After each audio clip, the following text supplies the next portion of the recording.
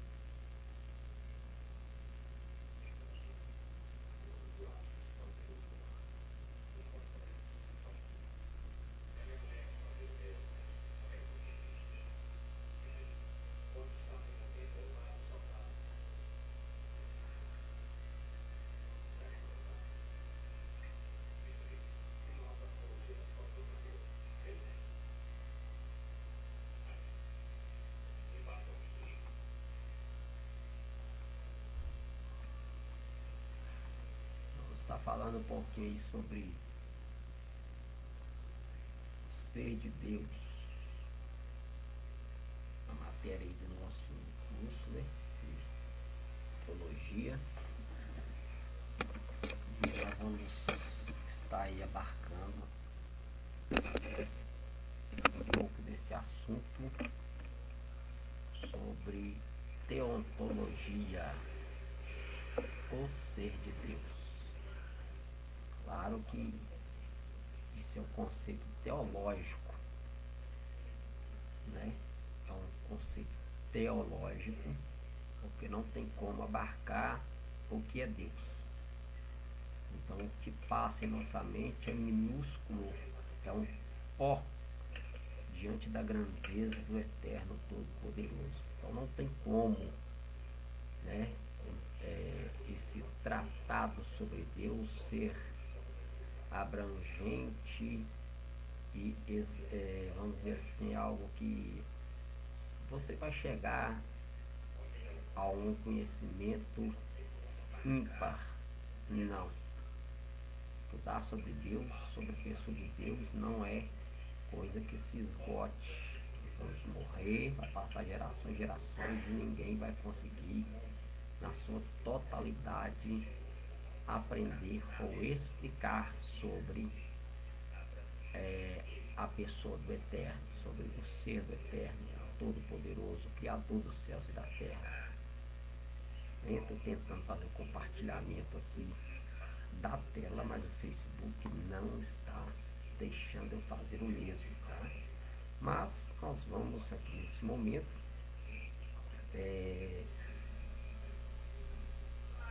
tentar passar algumas informações aqui, tá? Não, nada exaustivo.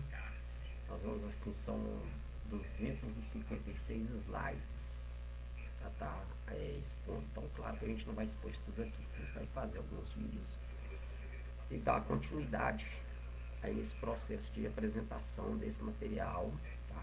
Elaborado aí a gente teve a graça de elaborar esse material para o Instituto ADMAC. Então, esse material é de nossa elaboração própria. Claro que existem pesquisas, né? Onde a gente vai se aprofundar em certas pesquisas para ter um conceito daquilo que a gente vai falar. Tranquilo? Então nós vamos lá.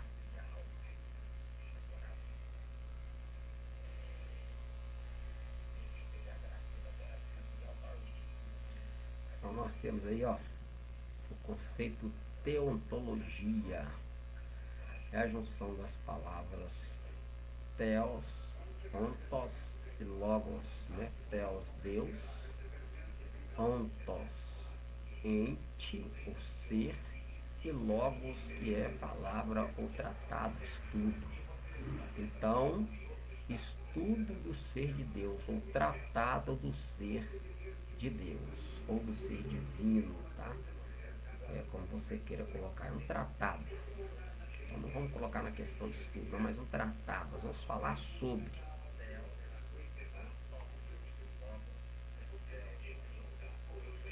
teontologia é a área da teologia que estuda sobre o ser de Deus, não como se deve, não como se Deus pudesse ser levado a um laboratório e ser dissecado, mas no âmbito teológico e filosófico, por mais que se possa discorrer dentro deste assunto tão importante, ainda assim, por muito que se possa escrever e descobrir sobre o ser de Deus, muito mais temos a conhecer sobre ele. Segue-se algumas facetas desta área tão extensa de como se pode tentar descobrir mais sobre o ser de Deus. Então, essa área da teologia é uma forma que a gente utiliza para tentar falar sobre a pessoa de Deus, para tentar trazer algo que ele se revelou, né? Nós temos um texto lá em Deuteronômio capítulo 29 que diz assim: as coisas encobertas são para o Senhor nosso Deus, mas as reveladas são para nós e para os nossos filhos. Então, aquilo que a gente conhece ou vai conhecer sobre Deus é aquilo que ele permite se dar a conhecer. Então, nós vamos ver aqui algumas coisas sobre a pessoa de Deus, a deidade, nós vamos ver alguma coisa sobre os nomes de Deus, tá? Alguns conceitos sobre a sua onipotência, a sua onipresença, a sua onisciência, de como ele se revela, tá? Né? Todo esse sistema de procurar compreender, mas é somente aquilo em que ele se revelou ou se permitiu conhecer por nós, tá? Então tudo que a gente tem é aquilo que ele permitiu na sua grandeza, na sua misericórdia, a termos acesso ao conhecimento do grande Deus, tá? Uma das coisas que eu gosto de frisar, às vezes, quando a gente está falando sobre bibliologia, é que as traduções, seja português, alemão, chinês, inglês, francês e várias outras línguas, tá? São traduções de cunho evangelístico, é para que aquele povo que é detentor daquele dialeto, daquela língua. Então a Bíblia ela foi traduzida naquele idioma para aquele povo conhecer a obra de Deus, conhecer sobre o poder de Deus. Mas quando eu quero pegar o conceito filosófico, vamos colocar assim, filosófico, o conceito doutrinário, o conceito teológico, o conceito vamos dizer assim, cultural da Bíblia, aí eu preciso ir para as línguas originais, no caso hebraico, aramaico e grego e latim. Mas as principais que você vai ter acesso à cultura, à etnologia do texto bíblico, da Bíblia, da palavra de Deus, seria o hebraico e o aramaico, tá? O grego ajuda um pouco, o latim ajuda quase que nada, né? Porque é uma tradução deturpada, diga-se de passagem, tá? Mas essas outras, o aramaico e o hebraico, eles são línguas do povo, que trazem a etimologia, que trazem o costume, a cultura, junto com a expressão idiomática da própria língua. Né? Então, a tradução é para se revelar, para entender, para conhecer. Agora, para aprofundar, aí a gente precisa das línguas originais, tá? Mas a questão aqui não é essa. Vamos prosseguir sobre teontologia.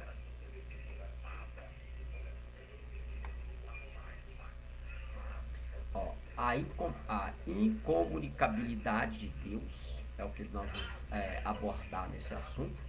A incomunicabilidade de Deus e como Deus se comunica. Quando você coloca incomunicabilidade, então você está dizendo que ele não se comunica. Mas ele se comunica, ele não se comunica da forma que ele em si é na essência plena, na sua totalidade, na sua plenitude, o que ele se revela, o que ele se deixa conhecer, o que ele participa conosco, é algo minúsculo, é algo que a mente humana consegue vislumbrar, mas no pouco que ela tem capacidade, tá? Aí nós temos a cognoscibilidade, que seria o conhecimento de Deus, né? Como Deus se deixa conhecer. Então nós temos a comunicação e o conhecimento e a aceidade de Deus na questão da sua essência, de um ser divino, da sua divindade, do seu excelso poder. a soberania de Deus, ou seja, aquilo que é a sua vontade, ele é soberano em quê? Dentro da soberania de Deus. Aí vem algumas perguntas, Deus peca, Deus se arrepende, Deus pode voltar atrás? Então, dentro dessa soberania de Deus, nós vamos conhecer um pouco sobre os atributos de Deus, o que Deus em si, na essência, como que ele se revela, como ele se comunica na sua soberania, na sua divindade, quais os atributos comunicáveis, atributos incomunicáveis. Os atributos comunicáveis são aqueles que Deus permite o ser humano participar, ou seja, ter o mesmo. Por exemplo, Deus pensa, o ser humano pensa, Deus ama, o ser humano ama, Deus se ira, o ser humano se ira, Deus tem compaixão, o ser humano tem compaixão.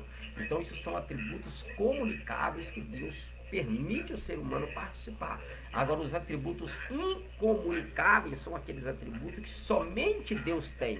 Somente a pessoa, somente o ser, somente a deidade, somente o eterno possui, como que onipresença, de estar em todos os lugares ao mesmo tempo, onisciência, conhecer todas as coisas sem perder detalhes participativos pela mente humana. Ele não perde detalhe de nada, de nada. É como costumo dizer que para Deus, presente, passado e futuro é a mesma coisa. Então, na onisciência de Deus não tem essa questão tempo. Deus é atemporal. Então, esses atributos incomunicáveis, como onipotência, ele é o todo-poderoso, ele tem todo o poder, não existe quem possa impedir as suas mãos de operar, operando Deus que impedirá. Isso fala da sua onipotência, e a sua onipresença, e a sua onisciência, e etc.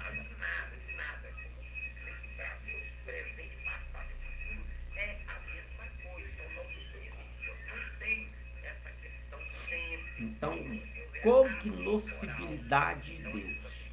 Cognoscibilidade vem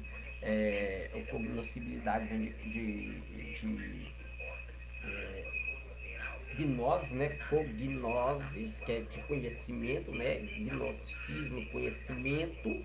Então, aí, essa palavra gnosticismo vem dessa questão de conhecimento, né? Então, a cognoscibilidade, ou seja, é o conhecimento de Deus. Então, como conhecer Deus? Como Deus pode ser conhecido? Como podemos conhecer Deus se temos uma mente finita, corrompida pelo pecado, incapaz de discernir sobre a infinitude da grandeza de um Deus que é transcendente, que está fora da nossa compreensão? Jesus disse em Mateus 11:27, todas as coisas me foram entregues por meu Pai. Ninguém conhece o Filho senão o Pai, e ninguém conhece o Pai senão o Filho, e aquele a quem o Filho o quiser revelar. Então nós vemos aqui que o próprio Jesus ele está dizendo que aquilo que nós conheceremos sobre a sua pessoa, sobre a pessoa do Pai, sobre a pessoa do Espírito Santo, é aquilo que ele quiser revelar para o outrem, para que se possa então saber. Então sabemos que o Pai é Deus, que o Filho também é Deus, não esquecendo que o Espírito Santo também é Deus. Então aqui nós vemos as manifestações de Deus. Ele se manifesta como Deus Todo-Poderoso, se manifesta como Filho Redentor e se manifesta como Espírito Santo, santificador e regenerador do ser humano. Então essas são as formas em que Deus se manifesta. Não é uma trindade, é uma triunicidade. É um participar, uma revelação de Deus que nós conhecemos, né, como a Kenumê do Mashiach, né? Então a Kenumê é como ele se manifesta, é como ele se revela. Então é o Deus Todo-Poderoso, né? Por quê? Porque os três são um. Então nós temos essa triunicidade. Não é uma divisão de três deuses. É um Deus único que se manifesta como Pai, se manifesta como Filho e se manifesta como Espírito Santo. Então algumas correções teológicas estão acontecendo no mundo acadêmico na atualidade, corrigindo algumas expressões teológicas antigas, né? Eu tenho aqui um material sobre teologia, né, teologia sistemática. Então, o elaborador dessa teologia sistemática, ele traz essa informação, essa ideia de que alguns termos teológicos estão sendo corrigidos devido ao avanço do conhecimento da palavra, devido a muitos achados arqueológicos, devido a uma compreensão melhor da etnocultura bíblica. Então isso faz com que muitos conceitos que se utilizava em palavras, né, por exemplo, trindade, a gente tinha aquele conceito de trindade, ainda existe esse conceito, ainda existe, mas só que esse conceito está sendo corrigido por triunicidade, ou seja, é o mesmo Deus se manifestando de forma diferente, tá? É aquilo que nós conhecemos como, deixa eu ver qual a expressão que eu posso dizer aqui, são fases, né? São fases. Tem um outro termo aqui que eu esqueci, é um termo mais técnico, que eu esqueci o termo aqui, esse termo mais técnico, mas são as maneiras, as formas em que Deus se revela, em que Deus se manifesta, tá?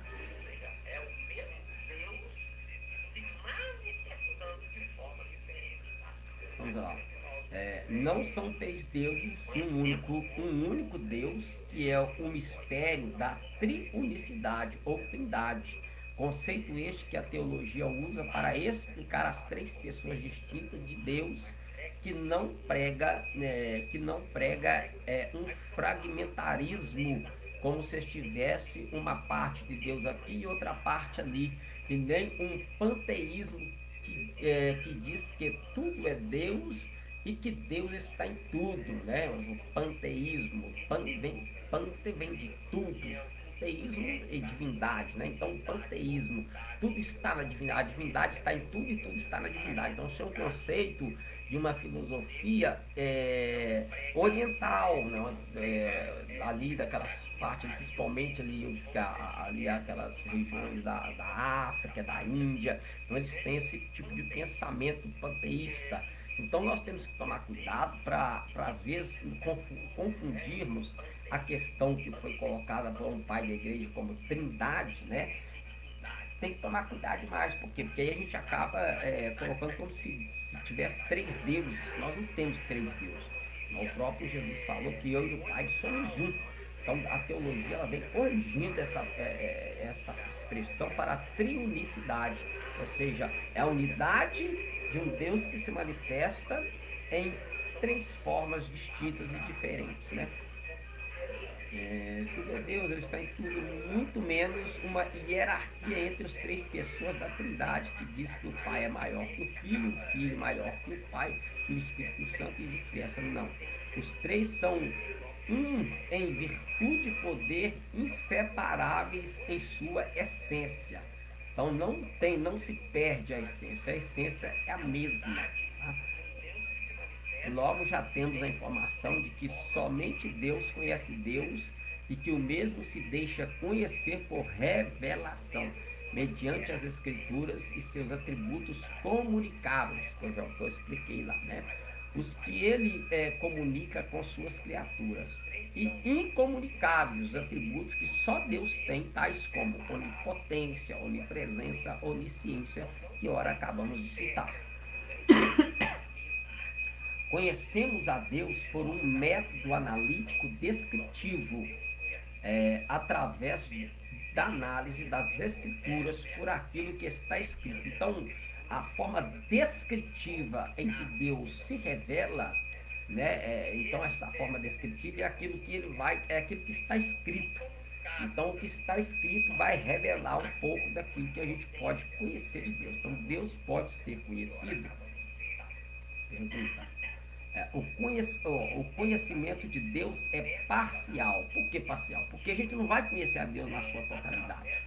A gente vai morrer estudando, vai morrer pesquisando, vai morrer encontrando achado arqueológico, vai morrer ouvindo doutores, PhD, teólogos judaicos, teólogos americanos, ocidentais, e não vamos conhecer Deus na sua totalidade. Nem mesmo na eternidade nós vamos conhecer Deus na sua totalidade. Porque Deus é Espírito, nem mesmo na eternidade nós vamos conhecer Deus na sua totalidade. Por quê? Porque quando chegarmos na eternidade, nós veremos o Cordeiro, o Machia, o Cristo, né? Ali se revelado, né? O próprio escritor aos Hebreus, ele no capítulo 1, ele vai dizer, olha, havendo Deus antigamente falado de muitas formas, de várias maneiras, pelos profetas, a nós nesses dias falou-nos pelo Filho. Ele está falando daquilo que ele se revelou através das Escrituras e que ele se revelou através do Filho. Né? Então nós temos esse conhecimento parcial de Deus, né? Fora da nossa realidade, não o conhecemos na sua totalidade. 1 Coríntios capítulo 13, verso 9. Orígenes de 1800, Orígenes é um pai da igreja, de 1885 a 253 depois de Cristo, da sua teologia da antiguidade, ele diz assim, é um conhecimento em tendas, no âmago.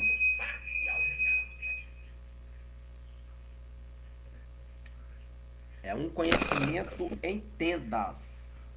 É um conhecimento em tendas.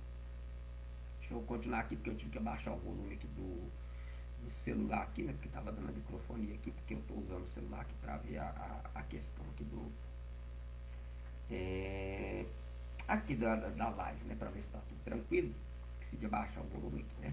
Então vamos lá. É um conhecimento em tendas, no armar e desarmar de uma tenda, é um conhecimento peregrino. Osés capítulo 6, verso 3. Conheçamos e prossigamos em conhecer ao Senhor. As 4 primeiras linhas de pensamento do conhecimento de Deus do século II, terceiro e quarto. Surgem 4 grupos que trabalham esta questão da existência e do conhecimento de Deus. Então nós vamos pincelar um pouco sobre esses 4 grupos, né? Aqui dentro da permissão do tempo, né? E aqui nós vemos então que quando Oséias diz conheçamos e prossigamos em conhecer ao Senhor, ele está dando essa ideia de que nós não abarcaremos, não exaustaremos, não vamos exaurir todo o conhecimento que se há sobre a pessoa de Deus. Então, isso é algo que ele tem um avanço em conhecimento, mas você não chegará no ápice desse conhecimento. Conheci tudo. Não, de Deus você não conhece tudo, né? Haja vista que até mesmo todas as ciências, hoje a pessoa chega, hoje um doutor em alguma coisa, aí ele lança um livro, então ele se torna um expert naquela área, ele lança um livro e as pessoas leem o seu livro e dizem, nó, fulano chegou no ápice do conhecimento, mas mais para frente um outro estudioso, um outro pesquisador, um outro cientista vai procurar os fundamentos daquele cientista que escreveu aquele livro e ele vai começar então a fazer pesquisas mais aguçadas, perguntas mais difíceis de se responder acerca daquele assunto, e ele acaba então por descobrir algo que aquele cientista, que talvez alguém disse, ele bateu o martelo no assunto, então aquele outro ele vai chegar a um conhecimento mais amplo, mais explicativo, mais claro. Então parece que ele também chegou no ápice da coisa, mas não, então tudo é um conhecimento. Na questão de Deus é assim, você não vai conhecer tudo. Eu conheço tudo de Deus. Não, você pode ser um PhD, você pode ser um doutor, você pode ser sei lá, que classificação se dá a um nível mais superior de conhecimento. Você pode ser esse aí que alcançou dentro da nossa pequenez de classificatura de pessoas, de atitude, de ações, ser o expert, mas você não é o detentor da última da exaustão do assunto. Existe algo que não foi revelado, algo que não foi descoberto, não foi conhecido. Então, por isso, conheçamos e prossigamos. É um processo. Então, conheço hoje um pouquinho, Deus se revela amanhã mais um pouquinho, e por aí vai, ele se revelando para a sua criatura. Louvado seja o seu santo nome. Pré ou pró-ortodoxos, trinitariana. Não confundir com o conceito de trindade elaborado por Tertuliano do século II depois de Cristo. Gnósticos, então as 4, né? Gnósticos, todas as formas, há uma essência imortal em cada homem. Marcionistas, Ira de Deus, primeiro cano do século II, Deus cristão. E o quarto, adocionista, que é adoção. Deus é um só, revelado nas Escrituras, e Jesus é Filho de Deus por adoção. Então, essas quatro linhas de pensamento, eles tentam trazer essa questão de conhecimento de Deus, né? Então vamos aqui na sua incompreensibilidade. Eu não consigo compreender Deus na sua essência plena. Eu conheço o que é revelado, né? Então isso na questão do conhecimento da teontologia, ela traz essa marca para a gente se apegar nela, que nós não conhecemos tudo, né? Compreendendo o termo requer do hebraico, né? Requer do hebraico, para esquadrinhação, não compreendamos as magnitudes de Deus, por ele ser o que é infinito. Salmo 40, verso 28. Então nós temos aqui no hebraico, né? Aí eu coloquei aqui a palavra em hebraico, coloquei a transliteração, né? E a tradução, a possível tradução aqui da palavra em si, para a gente ver essa questão de Heger, né? De investigação, de hacker, investigação. Então nós temos aqui, ó,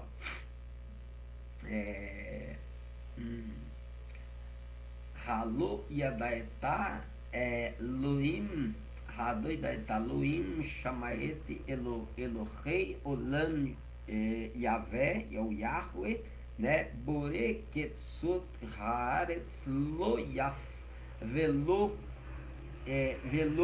Yin Yang, né? Não é Yang daquele Yang lá aquela figura lá, uma parte branca, uma parte escura lá daquela da nova era, ou aquele símbolo japonês ou chinês, não sei que era aqui aquele sinal, tá? Hacker litevunato. Então aí vai vir a tradução literal, né? Acaso não sabes, não ouves, não escutas de Deus tão longo, Yahvé, né? O que cita extremamente a terra, não exausta e não se fadiga, não há investigação para entendimento dele. Então, quando a gente lê o texto, né, do Salmo 40, verso 28, né, que não há investigação, esquadrinhação sobre ele, na questão é investigação. Então, a palavra hacker, que é esta palavra aqui, ó, essa palavra hebraica aqui quer dizer hacker, ela quer dizer investigação. Aí o português colocou como esquadrinhação. Não tem como esquadrinhar, investigar, não tem como dissecar, não tem como quebrar. Então não é investigação, você vai buscar, e essa investigação ela vai continuar, porque Deus só vai deixar você entender aquilo que Ele quer deixar você entender, entendeu? E aí é a incompreensibilidade de Deus. No texto hebraico, a palavra esquadrinhação de Isaías 30, 28, seu sentido morfológico significa investigação, pesquisa, inquérito, mostrando que é possível aos homens chegarem ao conhecimento pleno do ser de Deus. Por isso que não é, né, que não é, mostrar que não é, faltou a palavra que não é, faltou um não aqui, né? Vou até pôr aqui que não, isso, que não é possível aos homens chegar ao conhecimento pleno do ser de Deus. Por isso, o termo original da expressão investigação, pesquisa, por mais que se possa buscar por todos os meios possíveis, ainda assim está longe do nosso entendimento a compreensão de Deus. Romanos capítulo 1, verso 19. Então nós vemos aí que por mais que o ser humano estude, que a gente faça um curso teológico, se especialize em certa área de conhecimento acerca da pessoa de Deus, nós não vamos conhecer na sua totalidade. Não? Então aqui o termo hacker, né? Hacker, aí aqui a palavra em si, dentro da sua, da sua pesquisa de raiz no Strong, né? No dicionário Strong de hebraico. Então hacker é uma palavra masculina, feminino no plural, transliteração hacker, tradução, investigação, pesquisa, inquérito. Então, aí para a gente entender aí as formas da palavra. Então, Deus é o outro. Como assim o outro? Quer dizer que Deus é o outro na questão de que existe outro? Não, não é essa questão o outro. A questão o outro assim é sobre a distância. O outro do mundo, ele está além desse mundo palpável, deste mundo visível. Deus está no metafísico, no absoluto. Então, por isso que ele é conhecido como o outro, né? Um teólogo que vai usar esse termo, que Deus é o outro, né? Princípio de distanciamento qualitativo. Deus está fora da criação. Deus não é do nosso contexto. Então Deus ele não está dentro do contexto criacional. Ele é o Criador, ele não é criatura. Então ele participa da sua criatura, mas não tem como a gente falar Deus está aqui, Deus está ali, Deus está colar. Isso é uma expressão que a gente usa para expressar a presença dele, a manifestação dele. Mas colocar ele no canto, falar Deus está na direita, Deus está na esquerda, isso é conceito humano para a gente entender que a presença dele está em todos os lugares, que a presença dele está conosco, né? Quando a gente usa o termo assim, a Bíblia vai colocar assim, Deus vai à frente, Deus foi à frente. Não quer dizer que Deus está lá na frente e atrás não tem mais ninguém. Não, isso é uma questão da gente, para a gente entender que Deus ele é aquele que está na peleja. Deus é aquele que ele está sendo o responsável pela sua jornada e ele vai tirando os impedimentos. Então a sua presença, né, ela abarca toda a eternidade, toda a criação. Então não tem como Deus, né? Por exemplo, para Deus se revelar, a gente vai, se der tempo, a gente vai falar sobre isso aqui. Dentro do hebraico, na teologia hebraica, você usa o termo tzitzum. O que é isso? É Deus se contraindo de forma tão grande, a contração de Deus. Deus, para ele poder entrar assim, participar no ato da criação, ele teve que se comprimir, se retrair, se tornar pequeno para poder entrar dentro de uma lacuna que ele mesmo criou, para poder naquela lacuna ele entrar e fazer a criação acontecer.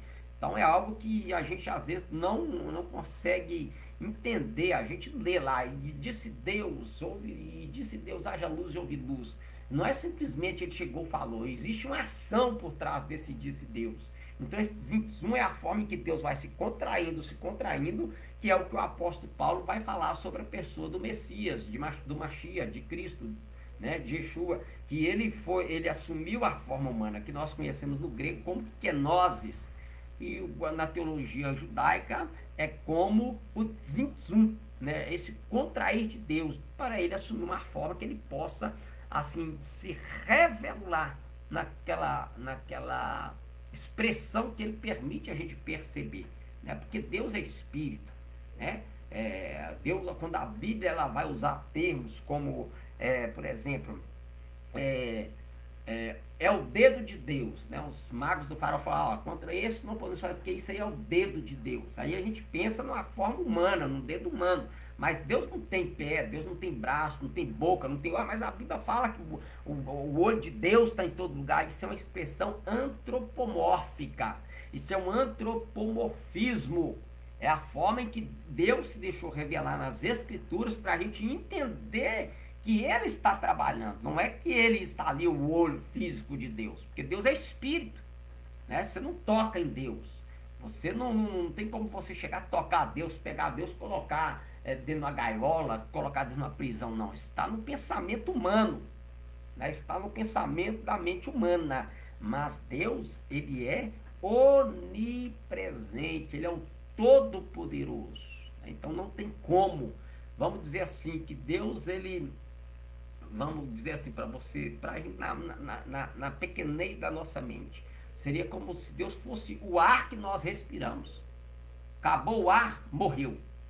Então Deus tirou a presença dele do homem, morreu o homem. Estando vós mortos em vossos delitos e pecados, vos vivificou pela graça, sois salvos mediante a fé em Cristo Jesus. Então nós estávamos mortos porque não tinha vida em nós.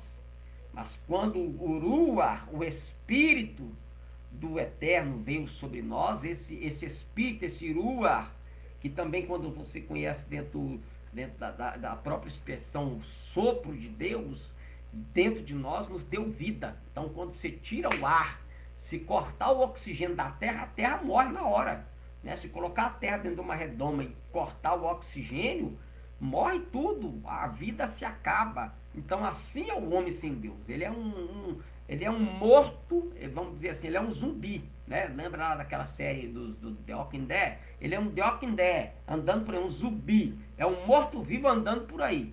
Assim é o homem sem essa presença de Deus, sem essa revelação naquilo. Lembrando que é naquilo que ele se permite conhecer e revelar. Glória a Deus, aleluia. Então, ó, Deus está fora da criação, não é do nosso contexto. Distanciamento entre a criatura e o Criador. Paul Tillich, de 1800, esse aqui é um teólogo, de 1886 a 1965, teólogo, diz que Deus é um abismo, ele é abissal, ou seja, não está nesta realidade. Que como assim Deus é um abismo? Você entra no abismo, né, no conceito que a gente conhece sobre abismo, você entra no abismo e aquilo não tem fim. Né? Dizem que há um abismo na nossa galáxia, chamada como de buraco negro, que tudo que entra dentro desse buraco negro, né, a ciência diz que tudo que entra nesse buraco negro se perde na vastidão, dizemos da distância, porque não, né, não sei como é que eles descobriram isso, mas é a ciência que diz assim, então não sei como, mas eles disseram, então eu estou citando fato científico, como eu não sei. Se mandou sonda e a sonda está lá se perdendo dentro daquele buraco negro. Mas é só para entender.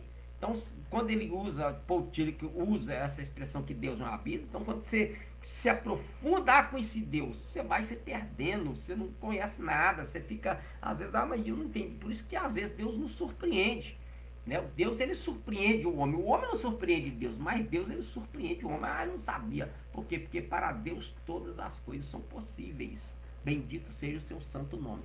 Sendo Deus o nosso chão, a nossa firmeza, a nossa segurança, antagonicamente, quando tomamos a decisão de dar um passo em direção a Ele, damos o salto em direção a Deus, acabamos caindo em um abismo, e este abismo é o próprio Deus, referindo-se à sua inalcançabilidade, profundidade, infinitude. Então, Paul Tillich, ele usa esta expressão de Deus como abismo, referindo-se da sua inalcançabilidade. Não tem como alcançar Deus. Mas através de Jesus eu vou a Deus. Porque o apóstolo Paulo diz que Deus estava em Cristo Jesus, reconciliando consigo mesmo, trazendo uma reconciliação de quê? De participar daquilo que ele se permite revelar. Não se nós vamos alcançar na sua totalidade a presença de Deus, né? Nós temos expressões, né, de que Deus, ele está sentado no trono. Então isso tudo é expressão antropomórfica. Não tem como você conhecer a presença, a plenitude, alcançar esse Deus tão distante e tão perto. Parece um paradoxo. É um Deus tão distante e tão perto, né? Então, profundidade e infinitude. Por isto, na necessidade de um intermediário para praticar o religare, né? Que a palavra religião é uma palavra latina que ela tem a expressão religare. Algumas pessoas dizem, religião não presta, negócio de ser religião. O que significa? A pessoa nem sabe o que significa religião. A palavra religião significa religar, ou seja, ligar ao divino. Então, ligar a criatura ao Criador, ligar o criado àquele que cria. Então, religare é ligar de volta, é ligar de novo, né? Não digo religare no termo a priori da palavra, ou seja, é o princípio da palavra esse? Não, é o que a gente consegue explicar um pouco sobre essa questão da palavra religião, e sim a posteriori, que é o ligar do santo com o profano, do comum homem. Paulo disse que Deus estava em Cristo Jesus reconciliando consigo o mundo. Entendeu? Então é isso. Este é o religar. Então aqui só para você ter uma ideia, né? Então aqui nós temos uma figurazinha aqui, ó. Porque há um só Deus e um só mediador entre Deus, Jesus Cristo, né? Então isso é uma figurinha só para simbolizar, como se fosse a mão de Deus, né? Deus segurando a mão do Eterno, de Cristo, e Cristo pegando a mão do pecador para quê? E os homens, Jesus Cristo, o homem. 1 Timóteo 2,5. Então, ó, porque há um só Deus e um só mediador entre Deus e os homens, Jesus Cristo, o homem. Então, só ele é o religar, só ele liga de novo, né? Então, nós temos aqui essa chargezinha aqui, ó. Eu não posso ver nada, ele está muito longe. Então, por exemplo, ó, parece que Deus está muito longe de mim. Aí ele numa lunetazinha, né, tentando ver Deus. E aí quando ele taca o olho, ele continua, Deus está presente, mas ele continua não percebendo essa presença desse Deus. Por quê? Porque não tem, é claro que aqui é uma massagenzinha só para tentar entender o que a gente está falando, né? Só para tentar entender o que a gente está falando. Mas é mais legal, não posso ver nada, ele está muito longe. Então, para isso, Jesus veio, para isso ele se tornou, para isso o Eterno se manifestou como homem, como Mashiach. Para quê? Para ele ligar, para trazer de volta, né? Então, Deus é abissal, o abismo ou profundidade. Romanos capítulo 11, verso 35, verso 33 e 35. E por ser como tal, a criatura não consegue se comunicar com o Criador. Não conhecemos Deus pela ascendência, nós não conseguimos ir a Deus. Eu vou buscar, eu vou entrar na presença de Deus, eu vou conhecer Deus, eu vou ler a Bíblia, eu vou conhecer Deus. Nós não conhecemos Deus pela ascendência. O que é ascendência? É você subir, ascender. Eu não conheço Deus por aquilo que eu subo no conhecimento, que eu subo na intimidade, que eu subo na oração, que eu subo no jejum, que eu subo na leitura da Bíblia. Não, o que eu vou conhecer é aquilo que ele vai se revelar. É o que está escrito, que é, né, dentro das Escrituras, é aquilo que ele se permite revelar na intimidade da sua essência, da gente participar de uma fagulha da sua presença. Já é tanto para a gente que a gente se estarrece, a gente fica estarrecido, a gente fica, como se diz, em transe diante da fagulha da presença que ele se permite a gente perceber, perceber, não se ter, se perceber. Então a gente não conhece Deus pela ascendência, por aquilo que a gente faz. Eu subirei aos céus, né? Como diz a Escritura. Quem subiu aos céus? Quem subirá aos céus e trará de volta? Então quem? Não é pela ascendência, mas sim pela imanência. Como assim? Eu não subo, mas ele desce. Aleluia. Da criatura, mas pela imanência do Criador. Então eu não consigo subir, eu não consigo chegar, eu não consigo escavar, mas ele se revela. Aí ele vem na imanência e se revela para nós na pessoa de Yeshua. Louvado seja o seu santo nome. Lutero disse, Teologia da Cruz, né, de 1518, duas formas de se compreender que Deus é. Deus absconditus, no Deus oculto, se encontra a sua infinidade, seu insondável poder, sua majestade e sua soberania, assim como a plenitude de sua vontade. Em sua esfera finita, o homem só conhecerá de Deus aquilo que for decidido se revelar por ele. Deuteronômio 29, que é o texto que eu já citei no começo aí, né? Que as coisas reveladas são para nós, para os nossos filhos, mas as coisas ocultas são para o Senhor nosso Deus. Então Lutero, ele entende Deus como um Deus absconditus, né? Um Deus oculto, ele está oculto. É um Deus que se revela, mas mesmo se revelando, ele ainda é um Deus oculto. Por quê? Porque nós não conseguimos alcançar o pleno conhecimento deste Deus todo-poderoso. Tertuliano do século II, ele diz assim, os olhos não podem vê-lo, embora seja espiritualmente visível. ele é incompreensível, embora tenha se manifestado pela graça. Está além de nosso mais elevado entendimento, embora nossas faculdades humanas o concebam. Ele é, portanto, igualmente real e magnífico. Mas o que, pelo senso comum, pode ser visto, percebido e concebido, é inferior ao que ele é, ao que Deus se percebe, ao que dele as faculdades vislumbram. Mas o que é infinito é conhecido por ele mesmo. Damos alguma noção de Deus, quanto, contudo, ele permanece além de todas as concepções. Nossa real incapacidade de completamente compreendê-lo permite-nos termos a ideia de que realmente ele se apresentou ao nosso conhecimento em sua transcendental grandeza, sendo conhecido e sendo desconhecido.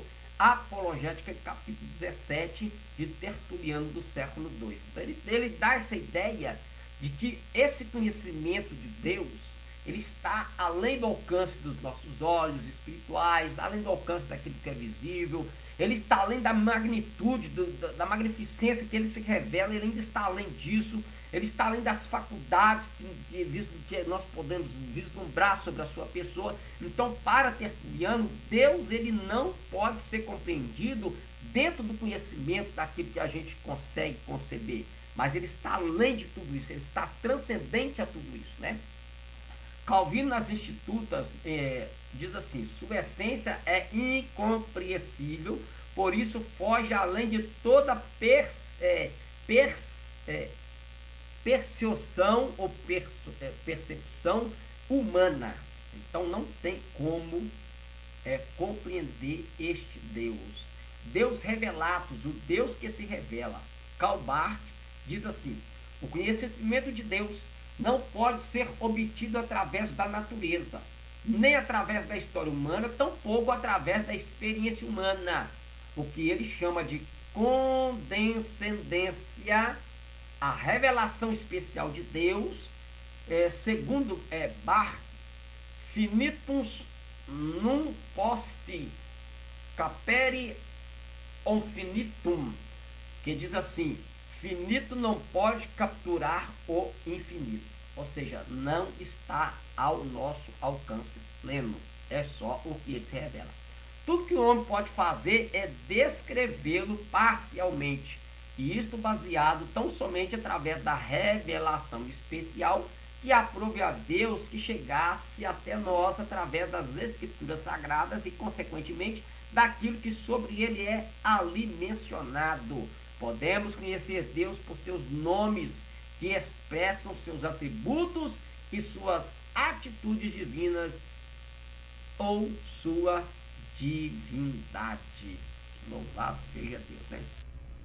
Então, compreendendo a imanência praticada por Deus. Então, nós vamos parar por aqui para não ficar exaustivo. Aí você vai rever esse vídeo, dá aí o seu comentário, aquilo que você achou, que você não achou, aquilo que você concorda, não concorda, mas está tudo baseado em pesquisas e é algo que a gente trouxe como também algumas conjecturas para dar clareza àquilo que está sendo abordado aqui nesse material. Tá? Então, permitindo o eterno, quando a gente tiver uma outra oportunidade, a gente volta e dá prosseguimento. Aí a gente vai falar um pouco sobre compreendendo a imanência praticada por Deus. Então você não vai, a gente não conhece Deus pela ascendência, por aquilo que eu vou buscar, por aquilo que eu busco, que eu vou, mas é por aquilo que ele traz, que ele vem, que ele se manifesta, a sua imanência, ele descendo a nós, tá? Então que o Eterno abençoe a todos. Shalom, Lehitraut.